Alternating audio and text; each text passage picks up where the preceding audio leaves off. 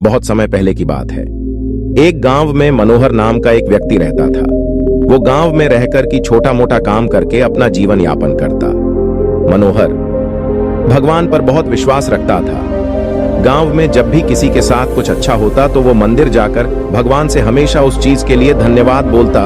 लेकिन गांव में जब कभी किसी के साथ कुछ बुरा होता तो वो भगवान के सामने जाकर उनसे सवाल करने लगता। सवाल करने के बाद वो अक्सर ये बोलता कि भगवान, आपने उनके साथ अच्छा नहीं किया। अगर आपकी जगह में होता तो सब कुछ ठीक कर देता। मनोहर के सवाल करने की इस आदत से तंग आकर एक दिन भगवान उसके सामने प्रकट हो गए। उन्हें देखकर मनोहर आश्चर्य से भर गया। भगवान बोले, मनोहर, तुम हमेशा किसी का बुरा होने पर मेरे पास आकर मुझसे सवाल करने लगते हो और ये सोचते हो कि अगर तुम मेरी जगह होते तो सब कुछ सही होता। जैसा तुम सोचते हो ये सब उतना आसान नहीं है। मुझे हर किसी के लिए सही व्यवस्था करनी पड़ती है। एक जगह पर खड़े रहकर धैर्य से लोगों की प्रार्थनाएं, सुख दुख गुस्सा ये सब सुनना और किसे क्या देना है या किसी से क्या लेना है ये सब तय करना आसान नहीं होता। मनोहर बोला, प्रभु, आपका काम तो आसान ही है। आपकी तरह मैं भी दिन भर धैर्य के साथ एक जगह पर खड़े रहकर ये सब कर सकता हूँ। मनोहर की बात सुनकर भगवान बोले, ठीक है, अगर तुम्हें लगता है कि तुम ये सब कर पाओगे तो आज पूरे दिन मेरी जगह खड़े रहकर तुम मेरी जिंदगी जियो। लेकिन एक बात ध्यान रखना, मंदिर में हर कोई अपनी इच्छा के अनुसार कुछ ना कुछ मांगेगा। कुछ अच्छा बोलेंगे तो कुछ बुरा बोलेंगे। तुम्हें बस उनकी बातें सुननी है और धैर्य के साथ अपनी जगह में चुपचाप खड़े रहना है और अपनी तरफ से कुछ नहीं करना है। मनोहर मान गया और एक दिन के लिए वो भगवान की जगह पर खड़ा हो गया।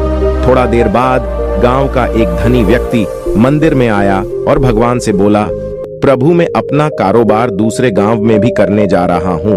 आप मुझ पर अपना आशीर्वाद बनाए रखना।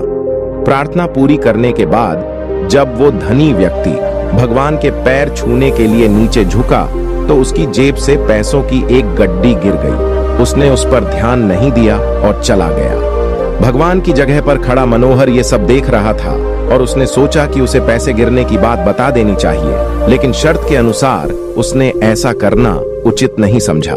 उसके जाने के तुरंत बाद मंदिर में एक गरीब व्यक्ति आया और उसने भगवान से कहा, प्रभु, गरीबी के कारण मेरे परिवार को 2 वक्त की रोटी मिलना भी बहुत मुश्किल हो गया है और ऐसे में मेरी माँ भी बीमार हो गई है। उसके इलाज के लिए भी मेरे पास पैसे नहीं है। प्रभु, मेरी मदद करिए।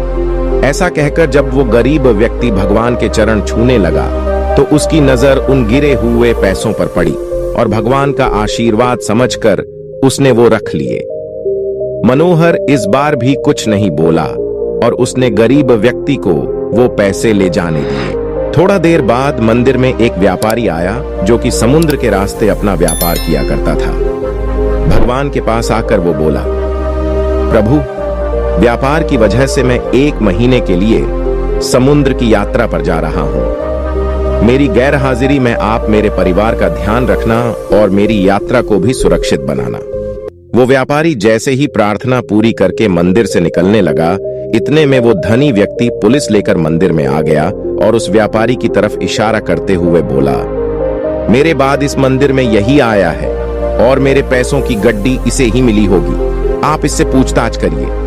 उस व्यापारी ने पुलिस को काफी समझाया कि वो गड्डी उसके पास नहीं है, लेकिन पुलिस ने उसकी एक न सुनी और उसे पकड़कर ले जाने लगे। भगवान बने मनोहर से ये सब देखा नहीं गया क्योंकि उसकी आंखों के सामने अन्याय हो रहा था और वो सोचने लगा कि अगर अब मैं कुछ नहीं बोला तो एक बेकसूर व्यक्ति को सजा मिलेगी और जो कसूरवार है वो आराम की जिंदगी जिएगा।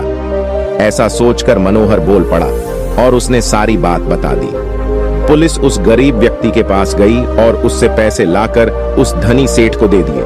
व्यापारी को छोड़ दिया और वो समुद्र की यात्रा में निकल गया। मनोहर इस बात से बड़ा खुश हुआ कि उसने गलत होने से रोक लिया और जो सही था वही किया। लेकिन इस सब में उसने अपनी शर्त तोड़ दी और भगवान फिर से वहां आ गए। भगवान को सामने देख मनोहर ने गर्व के साथ उन्हें सब कुछ बताया।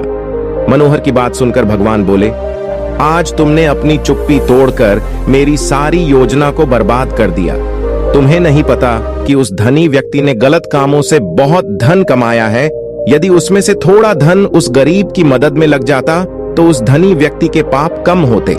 और वहीं तुमने उस व्यापारी को समुद्र की यात्रा पर भेज दिया, जबकि कल समुद्र में तूफान आने वाला है जिसमें उस व्यापारी का जहाज डूब जाएगा और वो जीवित नहीं लौट पाएगा। अगर पुलिस उसे ले जाती तो वो समुद्र यात्रा में नहीं जा पाता और उसकी जान बच जाती। वहीं दूसरी तरफ वो गरीब व्यक्ति उन पैसों से अपनी मां का इलाज करा लेता, लेकिन अब वो जेल में बंद, जिसकी वजह से उसकी मां का इलाज नहीं हो पाएगा और वो दुनिया से चल बसेगी। उसका परिवार अब और भी बदतर जिंदगी जीने पर मजबूर हो जाएगा। तुमने सब कुछ ठीक करने के चक्कर में सब कुछ बिगाड़ दिया। ये सब सुनकर मनोहर को एहसास हो गया कि जो भी ऊपर वाला करता है उसमें किसी ना किसी का भला ही होता है और दूसरों के लिए एक सीख होती है। भगवान हर किसी के जीवन के बारे में सोचकर ही अपनी योजना बनाते हैं और उनके जीवन को चलाते हैं। भगवान की जगह लेना किसी इंसान के लिए आसान नहीं है। मनोहर मन ही मन बहुत दुखी हुआ और भगवान से माफी मांगकर वहां से चला गया। ये कहानी हमें सिखाती है कि हमें कभी ऊपर वाले के किए पर शक नहीं करना चाहिए। वो जो भी करता है उसके पीछे कुछ ना कुछ वजह होती है।